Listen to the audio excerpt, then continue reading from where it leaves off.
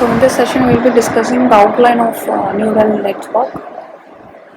So on the left side I have shown you the biological or diagrammatical representation of a neuron, which consists of dendrites, axon terminals, cell bodies, nucleus, everything.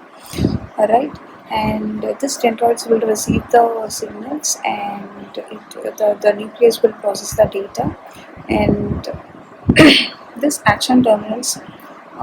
This is a single unit, right? Actually, we have millions and millions of units like this which are interconnected with each other, and this axon terminals will receive the input, which is the output of the other neuron, right? And similarly, we have interconnected n number of millions of neurons together, which works actually in order to give us the right output for any kind of decisions. This is how a human brain will work. And in the right side, I have given you a diagonal representation of the computerized neuron, which consists of x1, x2 up to xn is nothing but the input which is given to the activation function. Here we have a linear operation will be performed here, and the non-linear activation function is performed with the help of summation of I to n wx plus p. So we have slope and intercept, which actually helps us to formulate and give us certain values, which our output will check whether that outcome is actually reaches the threshold value or not. If it reaches the threshold value, then the output f is nothing but the function decides that it should come for label the class label 1. Right? If it doesn't reaches the threshold value, then the outcome should be 0. That is no class. That's how it actually works. And here is diagonal representation of the interconnected neurons. Here this x1, x2, x3 is nothing but this all are said to be inputs, and y1, y2 is output. To get output from the input, we have n number of hidden layers in the neural networks. Here I have given 3 hidden layers, which are interconnected with each other, and it will process the data, and each and every neuron aids in calculating the linear activation function and check whether the function result reaches the threshold value or not with the help of the non-linear activation function. Right, this is the basic outline. Basically, a neural network is a machine learning model inspired by human brain, used to recognize patterns and make the predictions. Just like our human brain has neurons, a neural network has artificial neurons connected in layers that process the information. So basically, the structure of a neural network consists of 3 main layers: input, hidden layers, and the output layer. Right. This input layer actually takes the input data. For example, we have x1, x2 till xn. It will take the input data and it process. It assigns those inputs to the hidden layers. This hidden layers actually performs calculations, and it extracts the patterns from the calculations which you have done.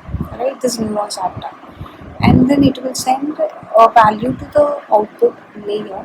It gives a final output, that is the prediction or classification. So a simple representation actually includes input and hidden layer and then the output. So 3 layers. Right? A hidden layer can have n number of layers together which are interconnected to each other. So let's see how a neuron actually works. Each neuron have the value of z. Value of z is nothing but wx plus w2x2 plus b. So here we have slope and intercept. B is intercept and w is slope actually in the neuron. So then lies an activation function. It is nothing but you can get output with the help of the activation function, which is represented as f of z. This activation function actually decides the output of the neuron. So this is the decision parameter. So this activation function actually have a step function. So the step function actually is nothing but a perceptron, and we have a sigmoid function which is said to be a linear regression model. Actually follows the sigmoid function, and we have ReLU, which is nothing but a modern neural network uses this ReLU in order to perform this activation function. So we have these three types of functions which actually be followed by different models. So if your model is a percentile model, it will use a step function. If it is linear regression model, it will use sigmoid function. And if it is a modern network, it will follow the ReLU in order to identify this outcome of the activation function, which is said to be a decision parameter for concluding the output of your neuron. So the working of the neural network is, once the input is given to the neuron, it will multiply it with the weights. Right? This is the most important thing. So weights can be updated, adjusted based on the error rate which is received. It depends on the model which you are using. And then after that you have to add bias. Bias is added in order to make the weights, the slope and intercept to fall in the right direction. And then after that you have to apply the activation function based on your model. As I said, you have to apply the activation function. After that, once the activation function being given, you have to pass the value, right? Whatever the outcome you got it from the activation function should be passed to the next layer of the neuron. And then finally you will get the outcome of the neuron. And this is how basically a neuron network works. These are the steps which actually are required for a neural network to work, function properly. So the learning process actually involves neural network basically learns using gradient descent with back propagation. Back propagation is nothing but, see, if your neuron is going to process with layer 1, alright, this is layer 1, and then layer 2, and then you are getting layer 3, and from that you are getting the output. If this is the case, alright, the back propagation is nothing but from layer 3 it will again go back to layer 2, and it will make some adjustments, and again it will process to layer 3. From 2 it may go to 1, and then it may process some data.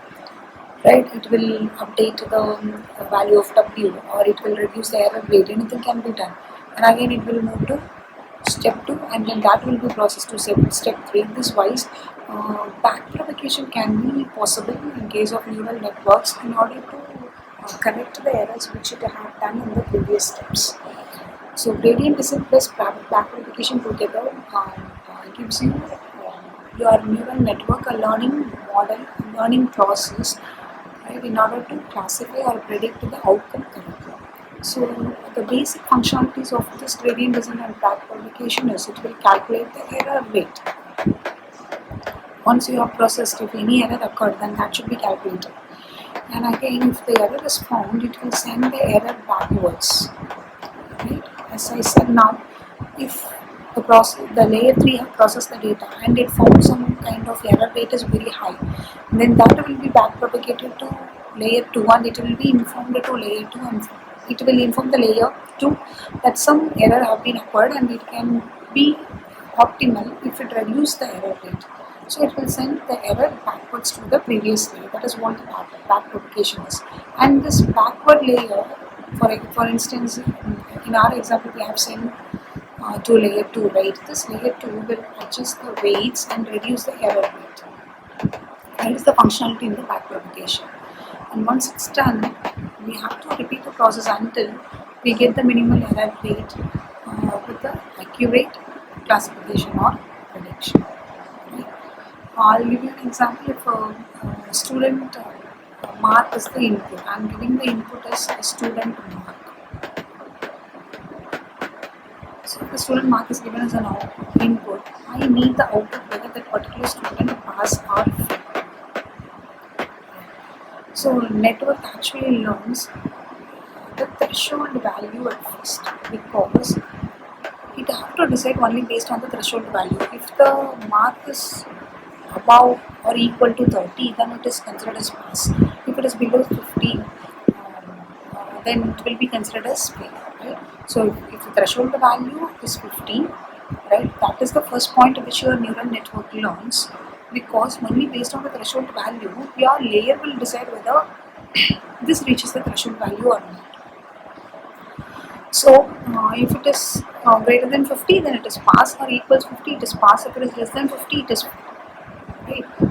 So this is how your neural network will learn the threshold value. Once the threshold value have been learnt, then the weights and the slopes and intercepts will be, weights and bias will be updated based on the model which you have chosen. And if required, the back propagation can also be done here.